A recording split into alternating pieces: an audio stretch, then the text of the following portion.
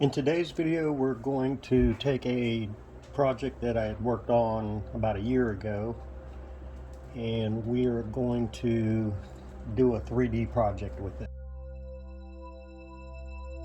We'll open this project up, Be the Light.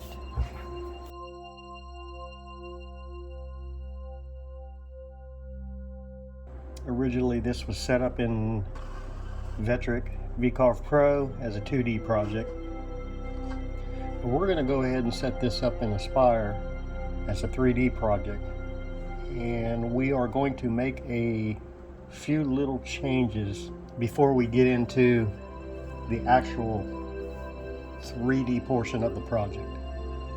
So first, let's go ahead and resize the artboard because we want to add a border around this of about 1.5 inches wide. And the reason we're going to do that is once we get this set up to 3D carve, there probably will not be a lot of depth left in the background. And what we want to do is we want to, on the back side of this project, we want to go ahead and set it up for keyhole slots. The depth of these keyhole slots will probably be somewhere between 1/4 inch and 3/8 inch deep. And as I said earlier, once we carve out this background, there probably will not be enough depth for those keyhole slots. So we're going to go ahead and build that frame out now. But the first thing we want to do, resize this artboard to accommodate the framed out border that we're going to create. Let's go over here to our job dimension setup. We can see we're currently set for 17 inches wide by 20 inches of height. I want to go ahead and change this top setting to 20 inches, and let's just go ahead and we'll just square that off. We'll make a nice square project out of this. We'll keep the thickness the same, our zero position the same, our datum position, we'll keep everything else the same. We want to go ahead and set our modeling resolution to the very high setting.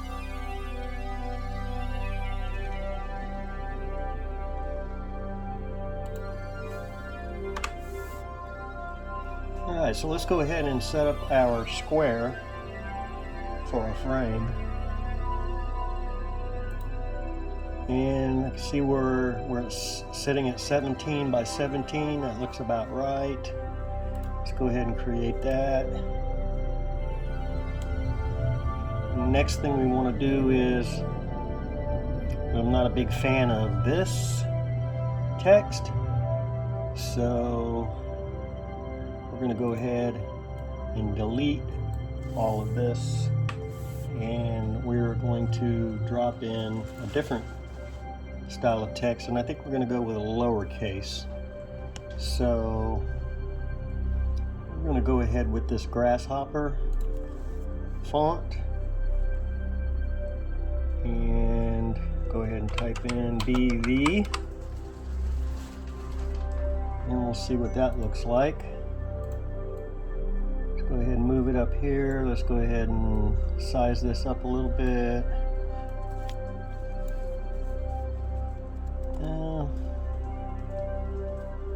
That doesn't look too bad.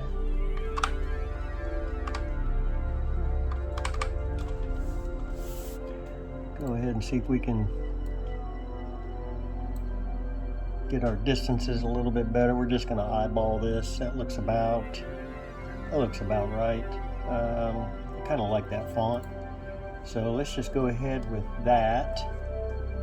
But what we are going to do, because this is going to be a 3D project, is we're going to go ahead and separate this light bulb portion out, separating it from the rest of the text. The reason we're going to do that is because the profile that we're going to do on this text is going to be different than the profile that we're going to do on the light bulb. We want the light bulb to be a little bit more pronounced, so we're going to need to go ahead and separate that out. So what we're going to do is we're going to go ahead and cut the vectors in this area right here. I want to go ahead and just zoom in on this a little bit so we can see what we're working with. And we'll go over here into node selection mode, and we are going to select this node right here, and we're going to go ahead and maybe not. We're going to go ahead and right click on this. We're going to go ahead and cut that vector, and we're going to come over here. What we want to do is we want to draw a new line that kind of sweeps down a little bit to this area in here. So thinking maybe we'll go right here. Maybe we'll go right in here. We'll right click on that and we will cut that vector.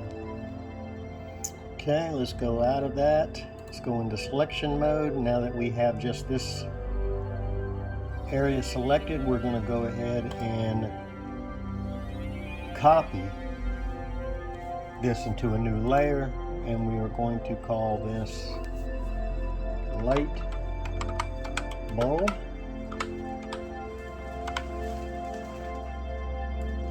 Okay, so what we're going to do is we're going to go ahead and we're going to go up here to our layers, and layer 1 is our original artwork. We're just going to go ahead and shut that off for a minute and get it out of the way so that we can work on the light bulb. Well, let's go ahead and select that layer. And we're going to go over here to the Draw Curves tool. And we're going to go over here where we made our first cut. We're going to click on that. We're just going to draw a line over to our other cut vector. Right click, sets that. And then we're just going to go over here to the node editing tool. And we're just going to make a slight curve with this so that it looks like it flows a little bit better with this line. And we got a little bit of got a little something going on right there. Let's go ahead and straighten that out a little bit more so that our curves have more of a natural sweep. Alright, I like that. Okay, so we're going to go back over here to our selection tool. We're going to select all those vectors, and then we're just going to come down here to the join open vectors. We see that we have 2 open. That would be these 2 here where we made our line connections and our tolerance of 4. That looks good. We're going to go ahead and join those vectors. Okay, so now those are joined. We will be able to tool that now that all the vectors are closed. Alright, so let's go back over here and turn on this layer.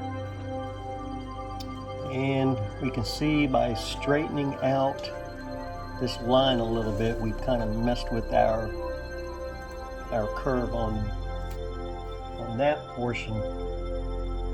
So what we're going to do, we're just going to go back into node editing, and we're just going to go ahead and drag. We'll go ahead and zoom in on this a little bit more so we can get a better look. We're just going to go ahead and do the same thing that we did previously and just kind of drag that up till those lines line up pretty good. That doesn't look bad. Alright, let's go back out of that. Zoom in again. Now that we're in selection mode, we can see, let's go back up here to the light bulb, and let's just go ahead and shut that off, get that out of the way. We can see now that where we originally cut our vectors, here and here, we now need to rejoin these with the originals. So let's go back up. So we are working on the same layer. Let's go back up and select our artwork layer, which is layer 1. And we're going to go ahead and shift and drag up, select those vectors, and go over here to our join open vectors. We see again we have 2 open. Let's go ahead and close those. Alright, so we are closed now. Let's just double check, make sure we were successful. We were good. Okay, let's go ahead and zoom out. Now, what we're going to do is we're going to go ahead and go into our modeling tab. We're going to go over here and we are going to create a component starting out with the inside of this box. And we're just going to go ahead and create a shape. I'm going to go ahead and go with a curved profile, but we don't want it to be too much. Just want just a slight curve. So we're going to keep the base height where it's at for now. We can always come back later and play around with the base height and the final height settings. We're going to go ahead and keep it on scale to exact height, and we're going to go ahead and, so we can see what we're working with, let's go ahead and switch over to the overlapping windows view, and we're going to go ahead and hit apply.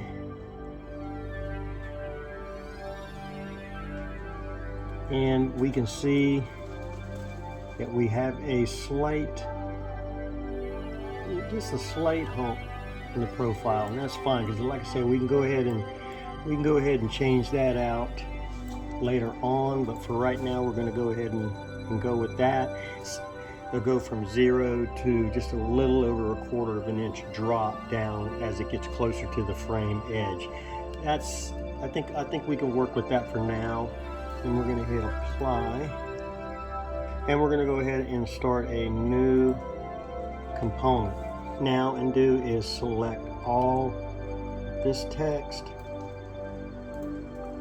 and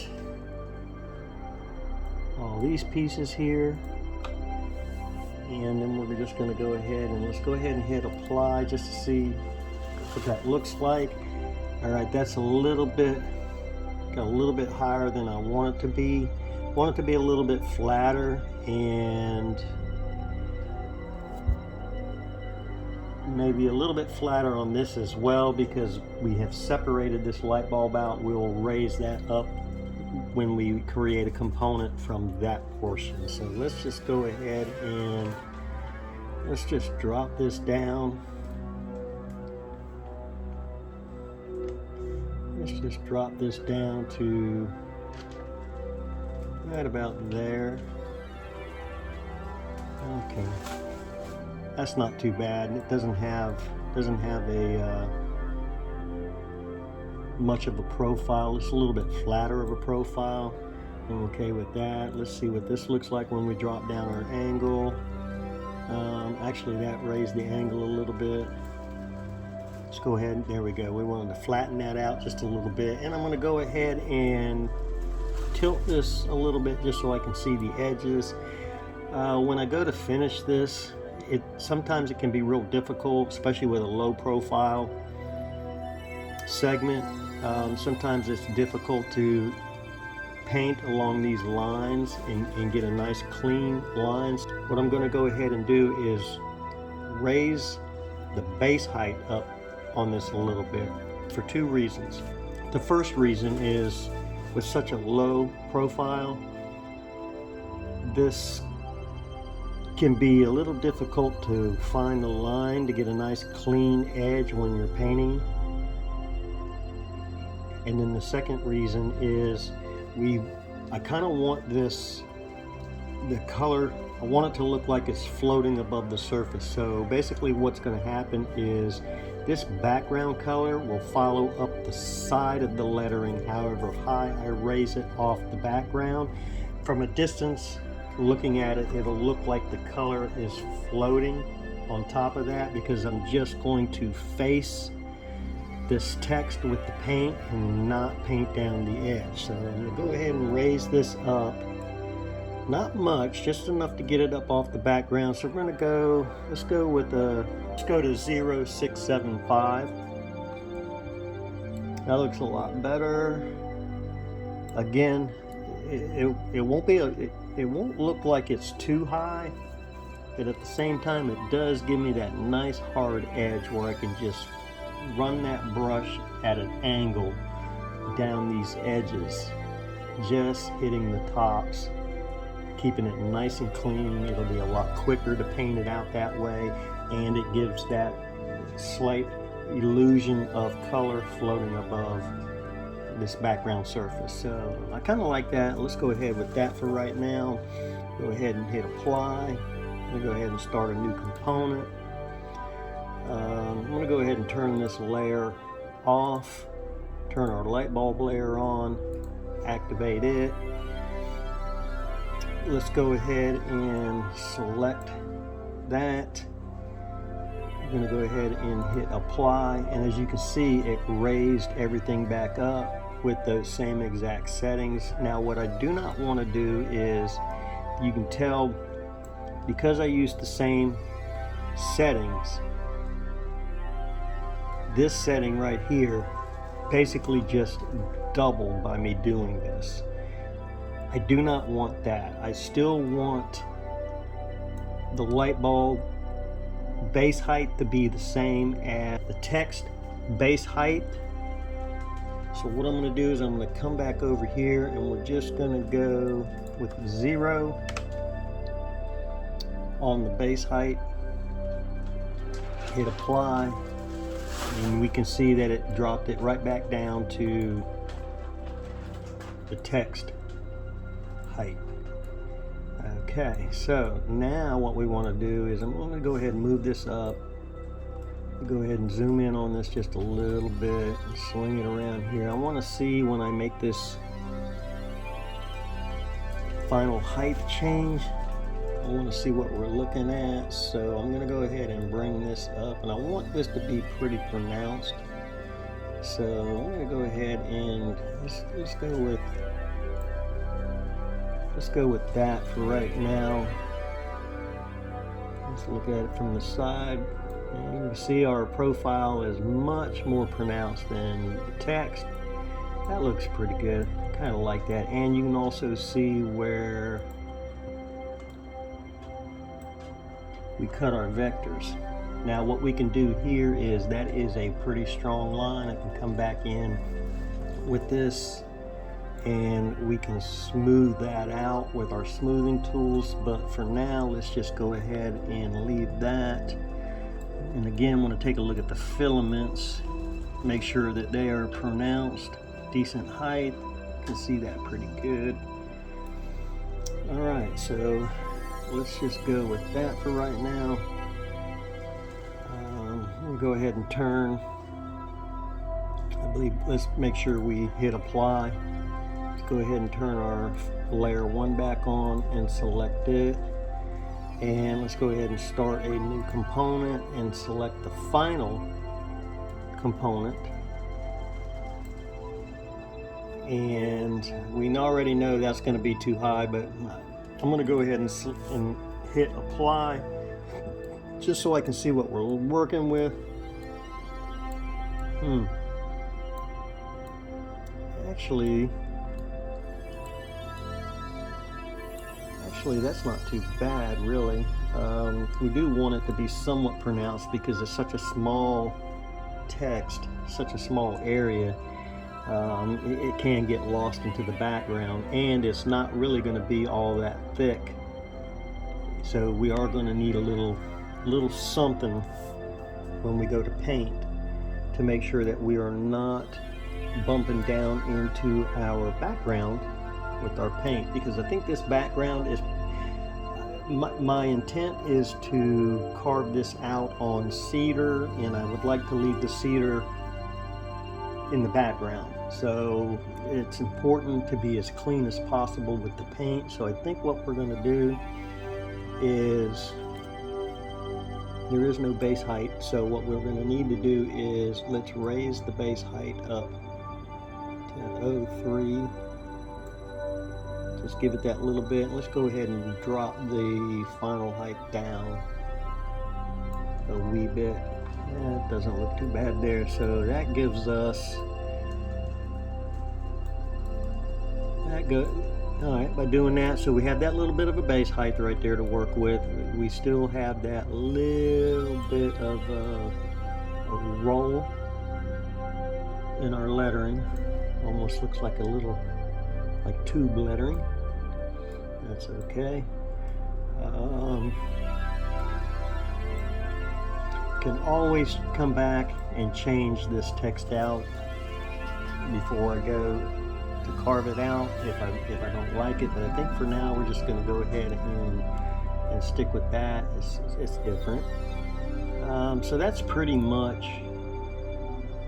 it for that. Now we're going to need to do is I'm going to go ahead and hit apply just to make sure that's good. I'll go ahead and close this out. Let's go ahead and set the tooling up. So we go up to our tool paths. And this is from the old project, so just going to go ahead and delete these, get those out of the way. I want to go ahead and select our boundary to what we're going to carve to. But before we do that, let's go over here and check out what we're working with here. So our model thickness is a little bit over a 1/2 inch, and we're working off a 3/4 inch piece of cedar. So that's going to give us about a little less than 1/4 of an inch left over once this is carved down to its deepest level, which is why I went ahead and built the frame around this. So that's going to give me, because the frame will stay at 3/4 of an inch thick, that's going to give me plenty of depth to get a nice deep keyhole slot carved in. This is a 20 by 20 piece, so I don't really need one on either side. Typically on a larger one, I'll go ahead and pop 2 of them in there, but I can just go ahead and I'll just go ahead and put one right here in the middle. And that should work out real good for us. So, okay, before we go ahead and set the tooling for this, I do want to go in here and address that. So let's just go ahead and get out of this. Let's unpin that so we can see what we're working with. Now I want to smooth these out. So the best way to do that so that I can see my final results is I'm going to go ahead and need to merge these 2 components together. So we're back in our modeling, and I did not name these. So let's just go ahead and do that. We'll right click. We're going to name that background.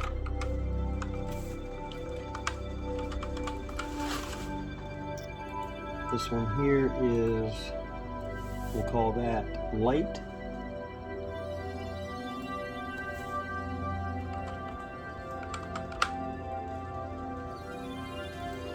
This one is our bulb, so we're going to go ahead and we're going to rename that bulb. And this one is BV. So let's just go ahead and name that small text.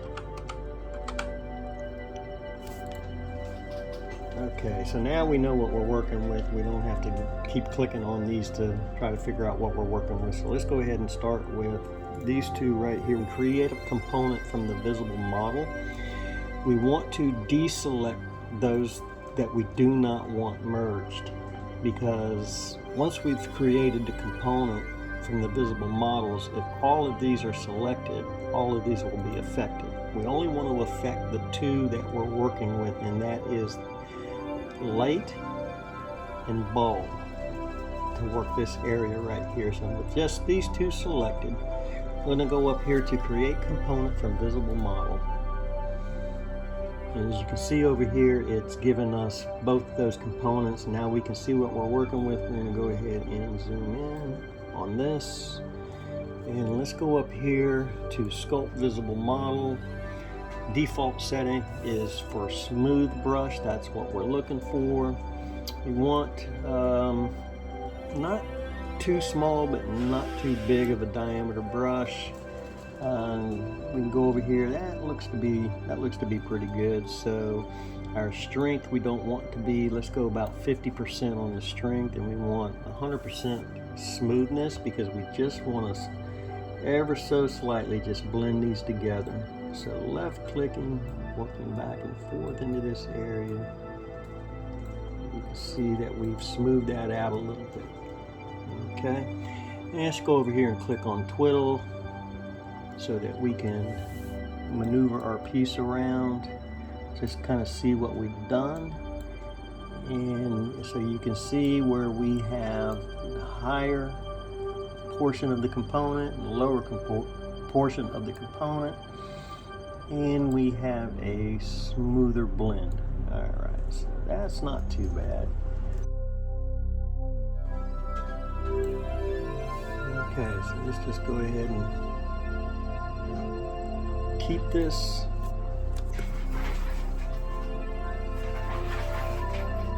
And hit OK.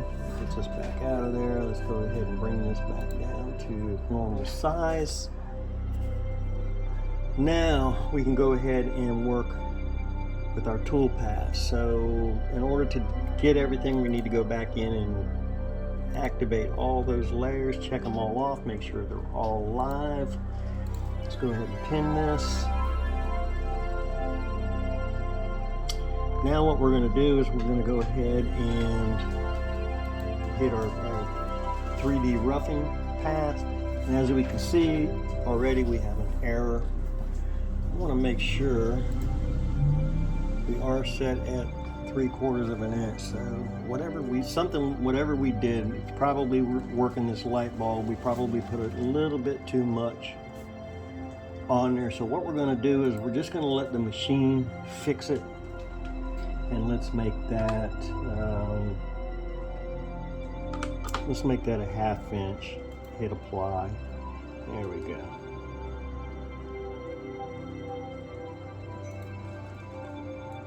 And let's just change this because we're not carving at the bottom. We want to carve from the top. So let's just go ahead and bring that all the way back up. That way when we start cutting, it's going to start cutting from the very top, work its way down to that 1/2 inch depth that we've set, and that's going to leave us that extra 1/4 of an inch. That's in here. That's fine. Will not affect this area here because this area will remain the actual wood at 3/4 of an inch thick. All right, so let's go ahead and hit OK. We got that set. We like that. We're in the 3D rough. We want to go ahead and select the 1/4 inch end mill to flesh out all of this. And we want to go to the model boundary. So that is our model boundary. So we have that selected, the model boundary. And we hit calculate. Let's preview this. We can see what that's done.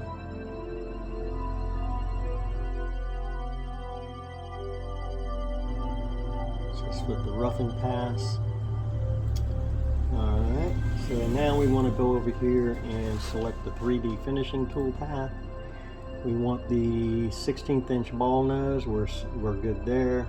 We have a boundary offset of 9 thousandths. That should clean up any rough edge that is left by the roughing tool path. So let's go ahead and again, we are selecting the model boundary. And we didn't mention this on the previous toolpath setting, but we are set for raster, which will run across and not around. We don't want to run around. We like the raster to get a nicer, cleaner look. Let's go ahead and hit calculate and wait for that to calculate out. Alright, well let's just go ahead and hit the preview on that, and again, this is why we had the 9 thousandths offset. If you noticed on the previous tool path for the 3D roughing, it was a little rough coming around these edges, and setting the 3D finishing tool path to its current settings, it takes it out a little bit more and cleans up those edges nicely. So let's go ahead and unpin this so we can take a better look at what we have here. And that looks pretty good. Kind of like that, where we've brought the light bulb up, give it a little bit more prominence, and our text is showing a little proud on the edges, so that when we run our paint along these edges, we can run at an angle, just kissing along that edge, keeping it nice and clean. That'll paint out really quick, and we should end up with a nice looking project.